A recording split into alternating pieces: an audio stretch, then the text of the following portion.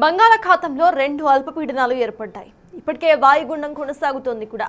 పశ్చిమ వాయువ్య దిశగా కదులుతుంది. ఈ వాయుగుండం ఎల్లుండి నాటికి తుఫాన్గా మారే అవకాశం ఉందని అంచనా వేస్తున్నారు వాతావరణ శాఖ అధికారులు. తుఫాన్గా రూపాంతరం చెందేంత వరకు ఎక్కడ తీరం దాటుతుందో వాతావరణ శాఖకు అంచనా వేసే అవకాశం లేకపోవడంతో ఐఎండీ కదలికలను ఇంకా పరిశీలిస్తోంది.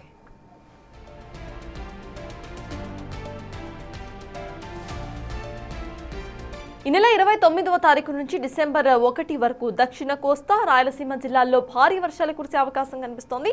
30న బాపట్ల, ప్రకాశం, నెల్లూరు, కడప, అన్నమయ్య, తిరుపతి, చిత్తూరు జిల్లాల్లో భారీ నుండి అతి భారీ వర్షాలు కురిసే ఛాన్స్ ఉందని వాతావరణ శాఖ హెచ్చరికలు జారీ చేస్తుంది.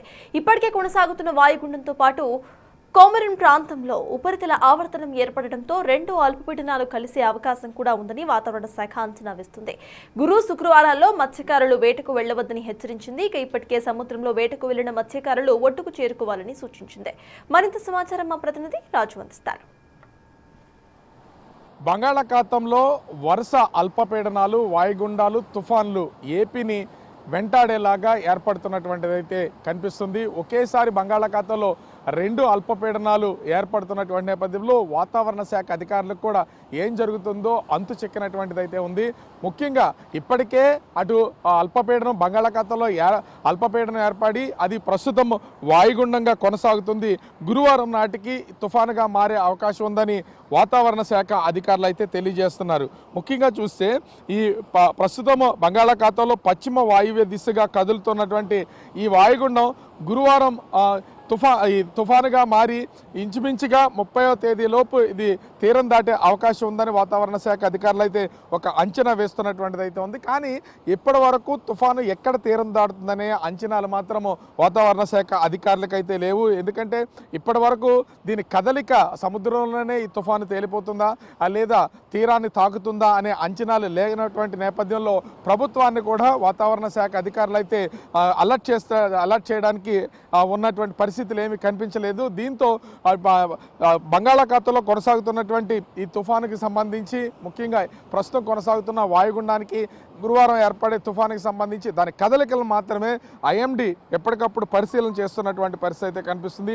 ముఖ్యంగా చూస్తే 29వ తేదీ నుంచి డిసెంబర్ 1వ తేదీ వరకు దక్షిణ కోస్తా, రాయలసీమ జిల్లాల్లో అటు భారీ వర్షాలు కురిసే అవకాశం ఉందనేది వాతావరణ శాఖ అధికారుల ద్వారా తెలుస్తున్నటువంటిది. ముఖ్యంగా అటు 30వ తేదీ చూస్తే ఇంచుమించుగా బాపట్ల, ప్రకాశం, శ్రీ పొట్టి శ్రీరాములు నెల్లూరు జిల్లా, వైఎస్ఆర్ కడప, అన్నమయ్య, తిరుపతి, చిత్తూరు జిల్లాల్లో భారీ నుంచి అతి భారీ వర్షాలు 30 నుంచి 1వ తారీఖు మధ్యన కురిసే అవకాశాలు ఉందని వాతావరణ శాఖ అధికారులు అయితే తెలియజేస్తున్నారు. ఇప్పటికే సముద్రం అలజడిగా ఉన్నటువంటిది అయితే ఉంది. సముద్రం అలజడిగా ఉన్నటువంటి నేపథ్యంలో మత్స్యకారులు ఎవరు కూడా వేటకు వెళ్ళొద్దు, ఒకవేళ వెళ్ళినటువంటి వాళ్ళు వెనక్కి వచ్చేయాలని చెప్తున్నారు. గురువారం, శుక్రవారాల్లో ఎవరు కూడా సముద్రం లోపలికి వెళ్ళొద్దని హెచ్చరికలు జారీ చేస్తున్నటువంటి పరిస్థితి అయితే ఉంది. ఎందుకంటే దాదాపుగా 40 నుంచి 50 కిలోమీటర్ల వేగంతో ఈదురుగాలు వీచే అవకాశం ఉన్నటువంటి నేపథ్యంలో సముద్రం కూడా అల్లకల్లోలంగా ఉంటుందని వాతావరణ శాఖ అధికారులు అయితే చెప్తున్నారు.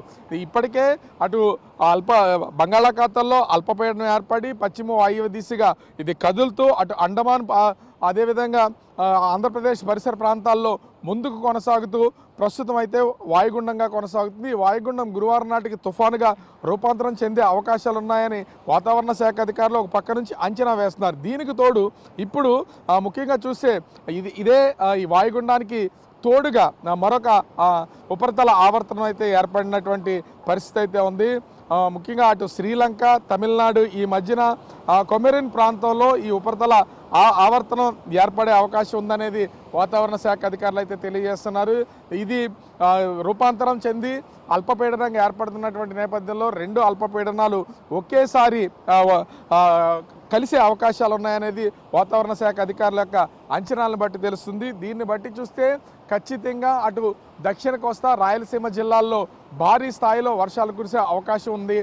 దీనికి అనుగుణంగానే ప్రభుత్వం కూడా కొన్ని ఏర్పాట్లు చేసుకోవాలి. ముఖ్యంగా రైతుల్ని సమాయత్తం చేయాలి. పంటల మీద ఉన్నటువంటి పొలాలకు సంబంధించి వర్షం కురిస్తే ఆ పంట పొలాల్లో మడుల్లో నీళ్లు నిలవకుండా దిగువకు వెళ్ళిపోయేలాగా ఏర్పాట్లు చేయాలి. అదేవిధంగా కళ్ళాల్లో ధాన్యం లేకుండా పనుల మీద ఉన్నటువంటి వాటిని ముందు పొదుపు చేసుకోవాలని చెప్తున్నటువంటిది అయితే ఉంది. రోడ్ల మీద ఆరబోస్తున్నటువంటి ధాన్యాన్ని కూడా మొత్తం జాగ్రత్త చేసుకోవాలని వాతావరణ శాఖ అధికారులు అయితే సూచిస్తున్నటువంటిది అయితే ఉంది. ముఖ్యంగా మంతా తుఫాను ప్రభావంతో ఇప్పటికే పట్టబోసుకుంటూ కొంతవరకు ధాన్యం గింజలు కడుతున్నటువంటి మొత్తం పొలాలన్నీ కూడా నేల కొరిగినటువంటిది అయితే ఉంది. కొద్దో గొప్ప ఇప్పుడు చేతికి వస్తున్నటువంటి పొలాలన్నీ కూడా ఈ వర్షాలతో తీవ్రంగా నష్టపోయే అవకాశం ఉన్నటువంటి నేపథ్యంలో వాతావరణ శాఖ అధికారులు అటు రైతులకు కూడా హెచ్చరికలు జారీ చేస్తున్నారు. మత్స్యకారులు వేటకు వెళ్ళొద్దని తెలియజేస్తున్నటువంటి పరిస్థితి ఉంది.